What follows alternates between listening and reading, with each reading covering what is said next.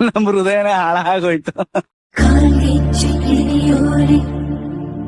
ನಿಮ್ಮನ್ನ ಪಟಾಯಿಸಿ ಲೋಫರ್ ಅನ್ಸ್ಕೊಳ್ಳೋದ್ಕಿಂತ ನಿಮ್ಮ ದೃಷ್ಟಿಲಿ ಕೊನೆವರೆಗೂ ನಾನೊಬ್ಬ ಡೀಸೆಂಟ್ ಹುಡುಗ ಅನ್ಸ್ಕೊಂಡ್ಬಿಟ್ರೆ ಸಾಕು ಅನ್ಸ್ಬಿಟ್ಟಿದ್ದೆ.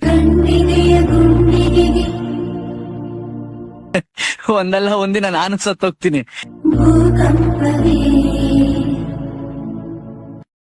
ಆದ್ರೆ ಸತ್ಮೇಲೆ ಕೂಡ ನಿಮ್ಮನ್ನ ಇಷ್ಟಪಡ್ತೀನಿ.